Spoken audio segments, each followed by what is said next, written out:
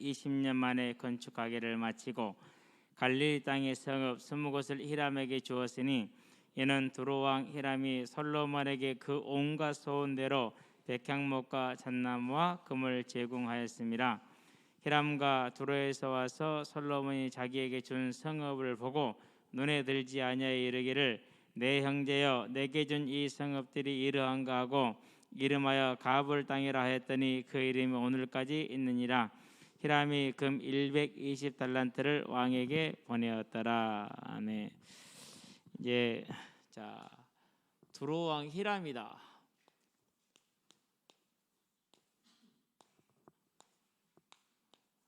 이방 왕을 하나님이 사용을 하시죠. 자, 그러면 우리는 뭘 보는 겁니까? 항상 기억할 것이 있습니다. 하나님은 하나님이십니다. 창세기 1장 1절 태초에 하나님이 천지를 창조하시니라.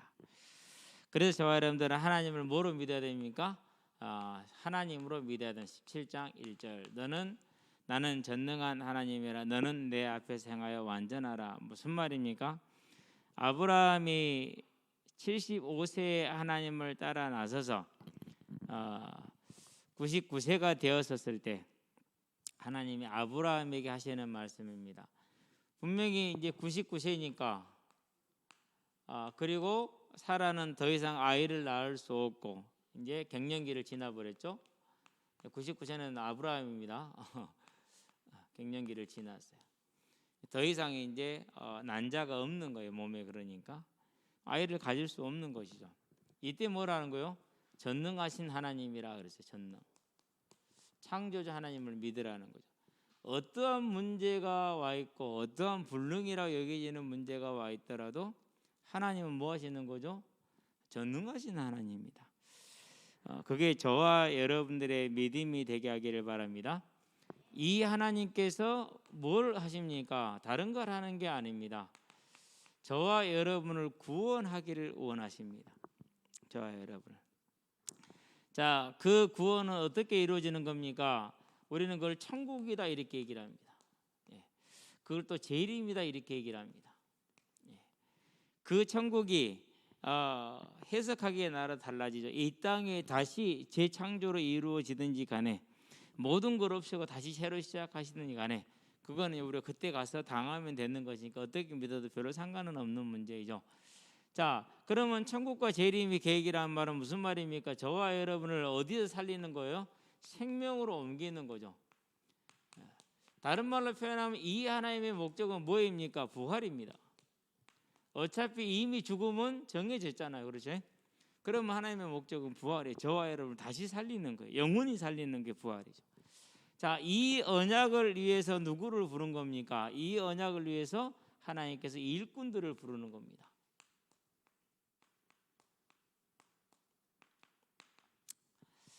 자, 그 하나님이 일꾼으로 누구를 불렀어요? 저와 여러분을 불렀다라는 사실이에요.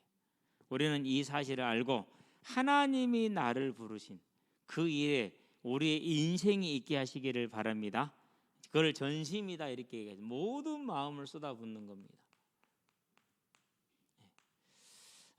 그게 저와 여러분의 삶이 되어지면은 아름다운 인생이 될 것이고 우리는 이미 뭘 받은 자들입니까?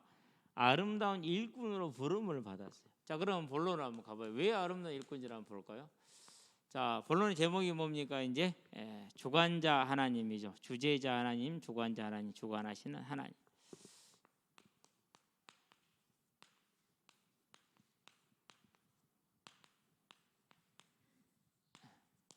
먼저 봅시다. 모세하고 바로를 봐요. 자, 모세는 누구입니까? 자, 모세를 보면은 여러 가지 악조건이 많죠. 일단은 창세기 보니까 49장 5절에서 7절에 조상 야곱으로부터 저주를 받았어요. 자, 두 번째는 뭡니까? 이제 무슨 민족이죠? 노예가 됐죠. 출애굽기에 보니까 노예가 됐어요. 세 번째는 뭐가 됐어요? 살인을 하고 나서 도망자가 됐어요.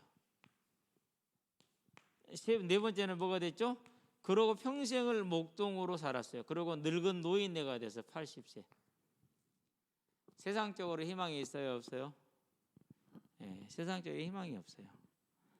좋은 스펙도 없고, 좋은 대학도 없고, 재능도 없고, 배경도 없고, 그러고 이제 나이 80이야. 죽을 날이 내일 모레야. 소망도 없고, 아무런 희망이 없는 그런 상태이죠. 반면에 바로를 볼까요? 파라오라고 그러죠, 우리가. 이집트의 왕을 바로라고 불렀죠. 당시 세계 최강이에요.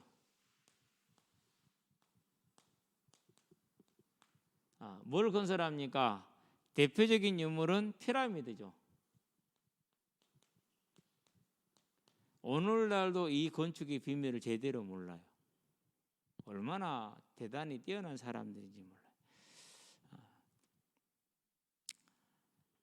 그러고 그는 뭐예요? 이제 모든 권력을 가지고 있는 다 가진 자이죠. 모든 것을. 다른 말로 표현하기 뭐라는 거죠? 왕이라는 거죠. 누가 여러분 어느 자리에 서 있어야겠어요? 당연히 이 자리에 해야 되죠. 세상은 그래요. 그런데 누가 주관자예요? 세상에서는 왕이 최고인데 왕이 왕이죠. 그렇죠. 근데 그 왕에 누가 있어요? 그 왕 위에 하나님이 계십니다. 그 하나님께서 모세는 하나님의 아름다운 일에, 그리고 바로는 하나님의 아름다운 일을 위한 악역으로, 출애굽기 보니까 9장 16절 뭐라고 말하시면 이렇게 얘기를 하죠. 내가 너를 세웠으면 나의 능력을 너에게 보이고 내 이름을 온 천하에 전파되게 하려 하였음이니라. 곧 10가지 재앙, 그리고 홍해를 가르는 일, 그 모든 것. 그래서 결국 모세는 영원한 하나님 나라에 뭘 받는 사람으로? 상급을 받는 사람으로. 지금까지도 모든 믿음의 사람들을 뭘로요? 모범으로. 바로는 뭐요? 하나님의 대적한 자의 최후를 보여주는 심판의 예표로. 앞으로 이제 사단이 이렇게 심판을 받을 거니까. 세상에는 최고로 성공한 사람이잖아요. 세상에는 완전히 실패한 사람이잖아요. 그런데 하나님의 손에서 어떻게 쓰임받는 이렇게 달라요. 누가 주인이라고? 하나님이 주인. 절대 속지 않게 되기를 바랍니다. 너무나도 많은 사람들이 세상을 주인으로 삼아요. 그래서요, 쉽게 얘기를 들면 학원은 한 번도 안 빠지지만 교회는 잘 빠진다니까요. 그럼 바보라니까요. 참, 학교는 생명 걸고 가는데요, 또 예배는 안 그런다니까요. 제가 하나님을 만나고 나서 제 인생이 진짜 바뀌었어요. 어떻게 바뀌었느냐? 무엇을 먹고 마시고 입을지 걱정할 거 하나도 없어요. 한 가지만 고민했어요. 딱 한 가지. 지금도 마찬가지예요. 복음을 전하는 것, 그거 하나만 고민해요. 다른 고민 없어요. 오늘도 오직 그 고민이에요 지금. 틀림없이 이제 오늘 이제 누구 한 사람을 만나고 나면은 2시에 만나고 나면 현장을 가게 될 건데요. 그러면 내가 현장에서 이제 사람들을 만나고 거기에서 어떻게 복음을 전할 것인가. 이 친구 어저께 형 번호 줘요 그러더라. 나 형 됐어. 동생 하나 생긴 게 너무 좋네. 형 번호 줘요. 그래서 번호 줬더니 자기 이제 번호를 저한테 주더라고. 그러면서 뭐라고 이름을 가르쳐줬는데 베트남 이름 어려워. 근데 12년째 한국에 있어서 한국말이 좀 되니까 이 친구한테 복음을 말하기 계시니 그 옆에 있는 친구는 3년 차인데 한국말을 거의 못해요. 그게 지금 고민이 뭐냐면 이 친구들한테 복음을 설명을 해야겠는데 어떻게 할까? 진짜 고민이라니까. 이게 저와 여러분들이 다른 거 고민할 것 없어요. 이 땅에서는 이 모세와 같은 모습이라 할지라도 하나님께 쓰임 받는, 즉 우리는 이미 그런 일꾼으로 하나님께 부름 받았다는 사실을 기억하시게 되길 바랍니다. 자, 두 번째입니다. 넘어가기 전에 바로를 조금 더 얘기하고 갈게요. 바로의 신하들이 바로한테 그럽니다. 저 사람들 빨리 보내야 됩니다. 우리 망하게 생겼습니다. 그러면 바로가 그걸 알까요? 모를까요? 너무너무 잘 알아요. 어려서부터 그런 훈련을 받고 그런 사람으로 준비가 된 사람이기 때문에 정치를 어떻게 해야 되고 언제는 싸워야 되고 언제는 물러나야 되고 언제는 전쟁에도 언제는 항복해야 되는지를 잘 안다니까요. 근데 못 물러났어요. 왜요? 하나님이 잡아보니까 안 되는 거예요. 비슷한 경우를 또 봅니다. 솔로몬이죠. 그리고 히람이에요. 자, 솔로몬과 히람이 서로 약조를 맺었어요. 조약을 맺었죠. 근데 이 조약을 맺었는데 분명히 이방 사람이고 하나님의 백성인데 조약을 맺었어요. 왜 조약이 맺어집니까? 이렇게 맺어집니다. 열왕기상에 보니까 5장 12절에 둘이 조약을 맺은 것은 하나님이 솔로몬에게 지혜를 줬기 때문이다 그랬어요. 그 말은 무슨 말이에요? 히람이 볼 때 솔로몬을 당할 수 있다 없다? 없다. 그럼 뭐 해야 된다? 화친을 맺어야 된다라는 거예요. 그래서 맺은 거예요. 그러면 이것만 그렇습니까? 그렇지 않습니다. 자, 사무엘하에 보니까 5장 11절 12절에 다윗이 왕궁을 짓는데 히람과 조약을 똑같이 맺었어요. 예, 모든 정황을 고려할 때 왜 맺게 되느냐? 그 맺게 되는 근거도 어디서 나오느냐 보면 사무엘하에 보면은요 8장 6절 14절에 다윗이 어디로 가든지 하나님이 그를 이기게 하셨어요. 히람이 그걸 보았어요. 이스라엘과 싸워서는 승산이 없다라는 걸 알았어요. 그러면은 우리가 가서 화친을 맺는 것이 100번 유익하다는 것을 알았어요. 그게 정치라는 거, 그게 외교라는 거. 그렇게 해서 그래서 다윗과 화친을 맺어서 평생에 다윗을 사랑했다. 뭔 그런 게 어디 있어요? 국가 간에 없어요. 무슨 말이에요? 한 번도 다윗과 적을 접을 생각을 못했다는 거예요. 하나님 때문에. 왜? 하나님 항상 다윗과 함께 있기 때문에. 마찬가지예요. 자, 솔로몬하고 이렇게 맺었잖아요. 그것도 누구 때문에 때고 하나님 때문에요. 자, 근거를 볼까요? 한 가지만 봐요. 오늘 본문을 봅시다. 오늘 본문에 볼게요. 9장 13절에 이르기를 내 형제여. 내 형제라는 말은 왕이 왕을 부를 때 일반적으로 쓰는 단어예요. 무슨 말인지 알았죠? 그렇게 서로를 높여서 불러요. 내게 준 이 성읍들이 이러한가? 원문 그대로 옮겨보면 무슨 말이냐면요, 나에게 준 이 땅들이 이게 뭡니까? 무슨 말이죠? 이게 지금 이렇게 쉽게 말해서 이걸 물건이라고 팔았냐 이 말이랑 똑같은 말이에요. 지금 분명히 보게 열왕기상에 9장 13절에 이게 뭡니까? 라고 했지만은 불평을 제기하기는 했어요. 근데 조약을 파기해요? 못해요? 못해요. 왜 못하죠? 하나님이 두려워서 못하는 거예요. 하나님. 그러니까 이방 왕이라도 하나님이 부르니까 뭐합니까? 하나님의 나라에 쓰임 받을 수밖에 없어요. 어쩔 수 없이 쓰임 받는 거죠. 그렇죠. 자, 그렇다면 우리는 뭘 보는 겁니까? 이제 누가 주인이라는 거예요? 하나님이 주인이에요. 그래서 결론 가봅시다. 그래서 그걸 뭐라고 그러니까 법이라고 그렇게 얘기했어요. 생명의 성령의 법. 무슨 법입니까? 하나님이 주관하시는 법이에요.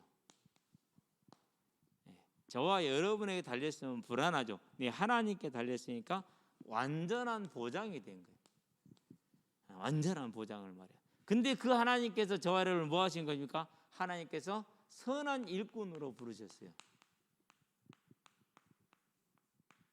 그래서 선한 역사에 힘을 내라고 그러잖아요. 무슨 선한 일꾼입니까? 하나님의 계획은 이겁니다. 마태복음 24장 14절 다시 오시겠다는 재림의 언약을 이루는 겁니다. 그래서 뭘 이루는 겁니까? 그렇게 해서 계시록 21장 1절에서 22장 5절에 나와 있는 영원한 천국을 이루는 것입니다. 이 일을 위해서 요한복음 4장 1절에서 14장이죠. 4장이죠. 1절에서 4절에 보니까 완전히 뭘 준비했어요? 천국을 다 준비를 해 놓으셨어요. 완전하게. 14장입니까? 14장이겠다. 맞죠? 네. 준비를 다 해 놓았어요. 자, 이 일에 누구를 부른 겁니까? 너희는 가서 모든 족속으로 제자를 삼으라라고 저와 여러분을 불렀어요. 우리는 히람의 대열에 서 있지 않고 바로의 대열에 서 있지 않고 모세와 솔로몬의 대열에 선 거예요. 그리고 누구의 대열에 선 거예요? 바울의 대열에 선 거예요. 그렇죠. 그러면 이제 뭐 하면 됩니까? 이제 여기서부터 저와 여러분들 할 일은 여기다 뭘 담는 거예요? 마음을 담는 거예요. 마음을. 베드로도 마음을 담았어요. 그러는데 마음 한켠을 살짝 잡아놨어요. 뭘 잡아놨느냐? 사람들 눈치를 봤어요. 사람들 눈치. 그래서 교단 안에서 자기 위치를 고려한 거야. 그게 베드로였어요. 그래서 베드로가 이방인들에게 복음을 열심히 전했어요. 베드로는. 그렇게 전하다가도 유대주의적인 성향을 가진 교회 일꾼들이 오면 안 그런 척 그랬어요. 나 안 그랬어 이랬어요.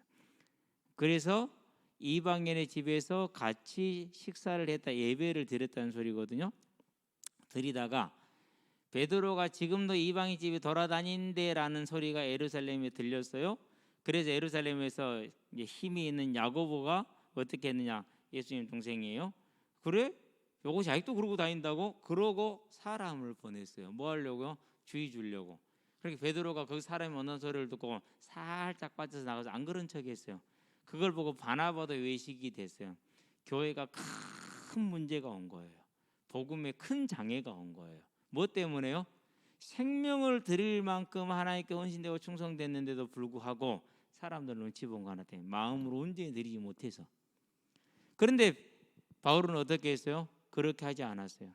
누가 뭐이라 하든지 간에 나는 이방인의 사도로 부름받았다라고 큰 소리치고 다녔어요. 그러고 이방인의 사도로서 전 세계를 누비고 다녔어요. 뭐 한 거예요? 하나님 나라에 온전히 마음을 쓴 거예요. 여러분들이 이런 사람이 되면 돼요. 오늘날 같은 시대에 교회에 다닌다, 예배 드린다, 미쳤다는 소리 들어요. 앞으로는 더더욱이 그렇게 될 거예요. 그래도 여러분들은 뭐 해라? 주관하시는 분은 하나님이시다. 오늘날 이 질병이 창궐한 것도 하나님의 주권 속에 있는 것이다. 그럼 우리는 마음을 다해서, 그러면 마음을 다하는 길이 뭡니까? 우리 결단해도 됩니까? 결단해도 안 됩니다. 그래서 뭐 받아야 됩니까? 사도행전 1장 8절 오직 성령의 충만함. 그래서 성령의 충만함을 받을 수 있는 뭘 갖춰야 돼요? 삶의 틀을 갖춰야 돼요. 저는 항상 새벽에 이걸 시작을 합니다. 새벽에 기도부터 시작합니다. 그러고 뭘 하느냐? 매일 복음을 말합니다. 할 수 있는 한 계속 복음을 말합니다. 그게 제가 하는 일입니다. 나를 갖추는 틀이요. 나를 지키는 틀. 그리고 뭐 합니까? 이제 이 성경을 말씀을 이렇게 하나님께 묻습니다. 하나님, 왜 이 구절을, 이 일을 기록하셨습니까? 모든 성경은 하나님의 감동으로 됐다는데 무슨 감동으로, 무슨 목적으로 기록하게 하셨습니까?를 물어요. 일주일 내내 물어요. 다음 주는요, 별 시시답지 않은 솔로몬의 건축 얘기가 나와요. 왜 그랬는지 모르겠어. 진짜 하나도 모르겠어. 그냥 옛날에 읽을 때는 그랬는가 보다 넘어가 보면 됐어. 근데 이제는 하나님이 기록한 이유를 알아야 돼. 물어야 돼서 하나님께. 얼마나 머릿속에서 생각과 마음이 하나님께 가 있겠어요. 그렇죠? 그게 제가 제 자신을 유지하는 길이에요. 여러분들도요, 이 성령의 충만함을 받을 수 있는 틀을 여러분이 딱 삶에 갖춰라. 그렇게 하게 되면은 선한 일꾼으로서 사명을 온전히 감당하는 하나님의 능력이 여러분에게 나올 것이다. 그게 뭐라고요? 그게 여러분의 진로라니까요. 그게 여러분의 경제라니까요. 그게 여러분의 가정이고 그게 여러분의 후대라니까요. 기도합시다. 살아계신 아버지 하나님, 모든 것을 주관하시되 들에 나는 풀 한 포기까지도 주관하시는 하나님, 이제 우리가 그 하나님의 부름을 받되 다윗과 같이, 아브라함과 같이, 모세와 같이, 바울과 같이 선한 일을 위하여 부름을 받았음을 감사하고 그 일에 온전히 쓰임 받을 수 있도록 성령의 충만함을 받는 하나님 앞에 예배자로 서며 삶의 예배가 이루어질 수 있도록 우리에게 은혜를 더하여 주셔서 가는 곳마다 복음이 증거되고 증인으로 서서 이 땅에서는 하나님의 뜻을 이루고 영원한 상급을 누리는 복된 인생이 되게 하시기를 그리스도신 예수의 이름으로 기도합니다. 아멘. 이제는 우리 주 예수 그리스도의 십자가 대속의 은혜와 독생자 예수를 죄인을 위해 아끼지 않고 내어주신 하나님 아버지의 무한하신 사랑과 지금도 죄인을 생명과 의와 영화의 길로 인도하시는 성령의 내주교통 역사하심이 모든 것을 하나님이 주관하심을 알고 그 주관하신 하나님이 나를 부르셨음을 알고 이제 부르시면 온전히 충성함으로 이 땅에 사는 날 동안 하나님의 뜻을 이루고 하나님 주시는 모든 것을 찾아서 누림으로 영원한 상급을 누리게 될 우리의 모든 성도들과 가정과 가문과 산업 현장 위에 전 세계에 흩어져 생명의 복음을 전하기 계시는 모든 선교사님들의 아름다운 발걸음 위에 이 자리에 함께하는 모든 우리 후대들의 예배자로, 전도로, 중직자로서 복음의 진로 위에 교사로, 찬양대로, 방송실로, 주보로, 청소로, 차량으로 섬기는 모든 헌신자들의 아름다운 헌신 위에 지금부터 영원토록 함께 계실지어다. 아멘.